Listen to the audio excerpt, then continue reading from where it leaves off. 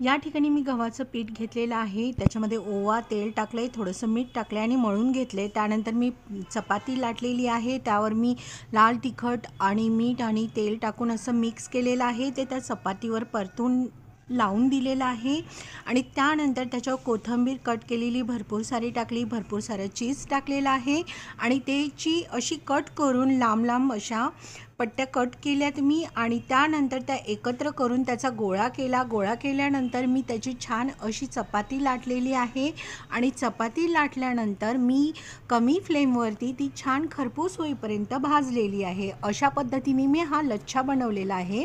याला आपण कुकी पण म्हणू शकतो.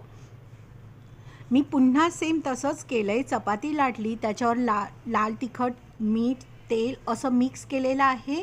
ते मी त्याच्यावर पुन्हा असं पसरून लावून दिलं आहे आणि चपातीला कट केलेलं आहे. त्याच्यावर चीज टाकले, कोथिंबीर टाकली भरपूर सारी. या ठिकाणी तुम्ही चिली फ्लेक्स पण वापरू शकता, पण मी माझं इथे एकच ना हात लाल आहे का मग तिखटाचा मला वापर जमत केलेला आहे नाही, दोन आणि हाताने यामध्ये मी व्यवस्थित आलं चीज असतं. टाकले, तर मोबाईल आपण धरला एका हातात. पनीरसुद्धा टाकू शकता.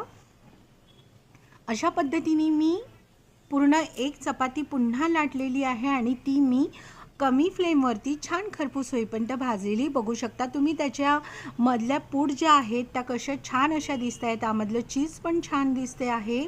चवीला अप्रतिम आहे. लहानांपासून मोठ्यांपर्यंत सर्वजण आवडीने खातील. अगदी चहाबरोबर सुद्धा हे खाऊ शकता किंवा तुम्ही तसंही खाऊ शकता. अतिशय चविष्ट असा हा पदार्थ होतो. सकाळी सकाळी गरम गरम खाल्ला तरीही किंवा दुपारच्या वेळेला जेव्हा छोटीशी भूक असते त्यावेळेला जरी खाल्ला तरी चालतो. या ठिकाणी तुम्ही पनीरसुद्धा वापरू शकता. पनीर टाकल्याने आणखीन त्याची टेस्ट ही छान होते.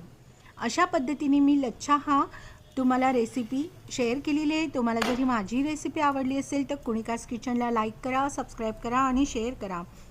आणि अजूनपर्यंत ज्यांनी सबस्क्राईब केलेलं नाही आहे त्यांनी सबस्क्राईब करावा आणि ज्यांनी केलेलं आहे त्यांनी माझ्या रेसिपी बघाव्यात, लाईक कराव्या आणि शेअर करावे.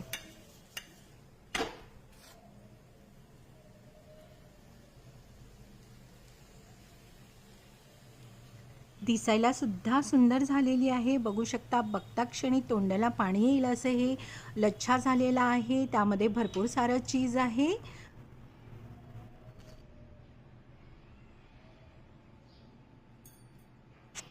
मी माझ्या इन्स्टा आणि फेसबुकला असंख्य अशा रेसिपी शेअर केलेल्या आहेत.